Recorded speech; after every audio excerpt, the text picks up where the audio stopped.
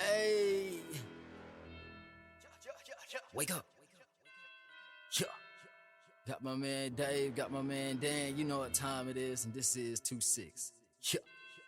Ask us, we seatbelts, boy. You better strap up. Conversations is controversy. It's time to act up. Carolina ballistics, where the precision's wicked. Tune in and listen. It get deep if you dig it. No reason to act tough. Carolina ballistics training academy. Ain't no reason to act tough. So listen up. Hey guys, this is Dan. Sign up for classes, buy merch at carolinaballisticsta.net. That's carolinaballisticsta.net. Hey, what's up, everybody? This is Dave of Dan and Dave Show. We don't have a guest today. I got some things on my mind. I guess we'll call this segment What's on Dave's Mind. So check it out, man. I was writing some things and watching a bunch of stuff on YouTube about SF and Rangers and even all the special operation forces. And we were talking a lot about like what it takes. And we always talk about physical. And I started saying, where's that mental, what it takes mentally? So as I was coming up with some things, I was like, hey, this is what I feel it takes mentally. I started looking at it and I was like, well, this is not just for SF. This is more of a life thing. So if you have something to add to this, please put it in the comments and we'll try to get back to you. If you put something real intriguing, maybe we pull you on the show so we can talk about it further depth. So here we go. One of the reasons I think people fail, man, is other people. You're dwelling on other people and you're letting other people get in your mind and tell you what you think. Now, I'm telling you things I'm going through even to this day, and things I went through in the military and things I went through throughout everything mentally of how to get past them is these are things that even I've battled with today. So if I'm battling it, someone else probably is too. And one of the things is other people. I can't be mad at you for not seeing my vision. God gave me that vision. That's my vision. Now I can share my vision with you, and I have to understand the difference between constructive criticism and you actually just being a hater, right? Like if I'm your friend and you tell me a vision and I don't see it, I'm going to tell you what I don't see. Hey man, I don't think that's going to really work out. I'm not hating on you. I'm just being your friend. I don't want you to go down a path that isn't going to be beneficial for you. Now, then you come back to me and you like, hey man, the key for you is understand who you can share your vision with and who you can't. You want to share your vision with people that are actually going to be like, go get it, man. If I can help you, I will. And if you're sharing your vision with those people, that's great. You got to also understand when to let people go. I was in the Army for 20 years. Now, life is a marathon, and let's say each year is a mile. Well, we live 80 years.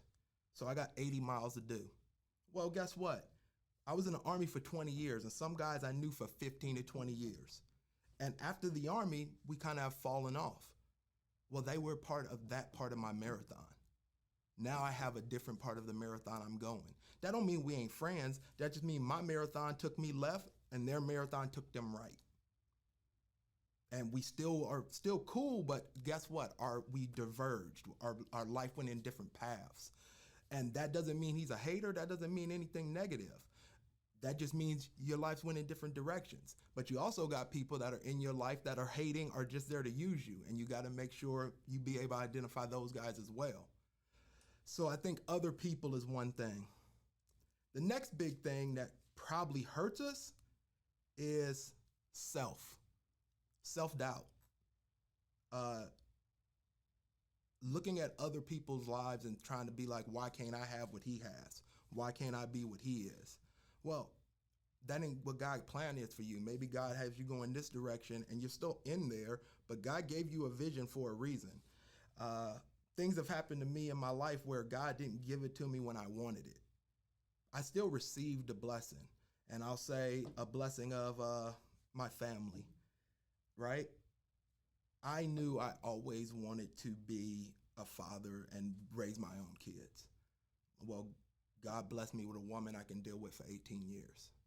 I knew her for 3 months before we got married, and now I've been with her for 18 years. God gave me someone that I would be able to deal with to allow me the ability to raise my kids. Did I see it that way at the time? No. I saw it as, she's pregnant, I want to raise my kids, I'm going to marry her. But God gave me someone that I could build with, and that was his plan for me. That wasn't my plan for me. So understanding that and just going with it, and understanding that the self-doubt you can have and the ability to not fight your own gifts, be in your own way, can hurt you. If God gave you a vision and God opened a door, step through that door. You may not feel you're ready, but God opened it because you're ready.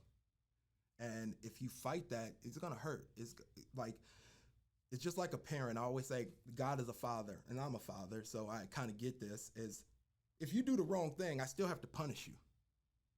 I still have to punish you. Don't mean I don't love you, right? Life ain't fair. I agree. Just because so-and-so has it doesn't mean you gonna get it. I raised my daughter and my son differently. Why? Because one's a man and one's a woman. So I'm going to treat them different according to who they are. Is that fair? Probably not, but life ain't fair. Same thing with God. Hey, just because he gave it to him doesn't mean I deserve it. Maybe he's in a different stage of his life and God's ready for him to take that. Next thing is understanding that that's not going to be easy. What you're doing isn't going to be easy. If it was easy, everyone would be doing what you're doing. So if it's your vision, you have to understand that it's not going to be easy, and you're going to have to put in the work to get it done.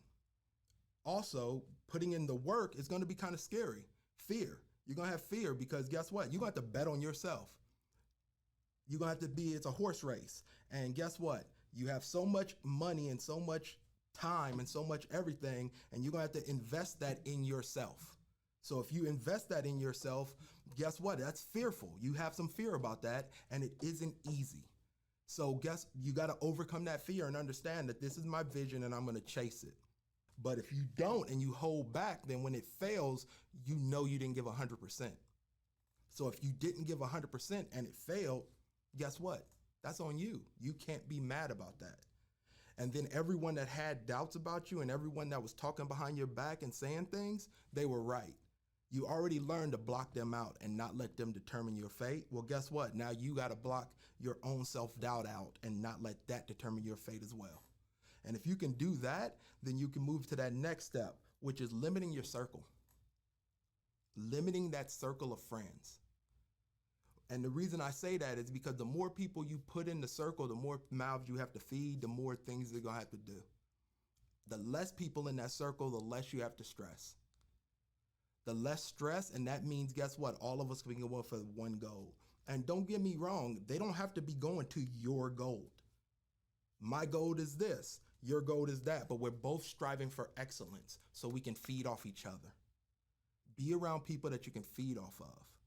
That you're feeding them and they're feeding you. That should be your circle. That don't mean he's giving you money or you're giving him money, but you're feeding off each other to help each other grow in success. Successful people hang out with what? Other successful people. They may not even be in the same industry. I'm a singer, you're a rapper, he plays basketball, but they all seem to hang out together. Why? Because they're all striving for greatness and they all want to hang out with other people striving for greatness. So that rubs off on you. Now, if you're hanging out with, I heard a saying, and Ray Lewis said, and you may have heard it on YouTube, he said, if an eagle sees another bird flying at the same altitude, it has to be another eagle because pigeons can't fly this high. The problem is we trying to take a bunch of pigeons and pull them up to where eagles supposed to fly. No, man, I'm sorry, but guess what? That marathon, maybe you were supposed to, this is your level, and if you see further, then your level needs to go here, then you need to go there. And you can't worry about what people think or say about you because you did it. Oh, you changed, or are you this, or are you that? Hey, dude, no, I have a vision for myself, and just because you don't see what I see doesn't mean it's wrong. It just means I need to move forward. And I don't mean I have to cut you off, just understanding that this is the level you want to be at, and I want to be at this level, so I have to keep moving. And now, when I'm at this level, guess who's here? Other eagles, or other people at that level, and guess what? Becomes your circle. And you got to make sure that you surround yourself with people that are like-minded. That's a big piece. So the next thing we're going to talk about is understanding what you're trying to do. Whether it's create a business, go SF, be a firearms instructor, do YouTube.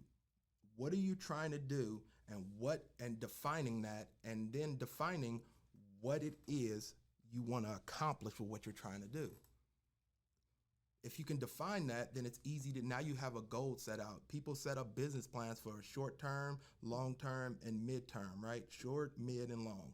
Training plans for military is short-term training plan, then you got your long-term training plan, and you got a mid-term. So if you understand those steps, that's key. You have to understand what you're trying to do and those steps. And once you understand those things, you can honestly sit back and now lay out a roadmap to how to get there.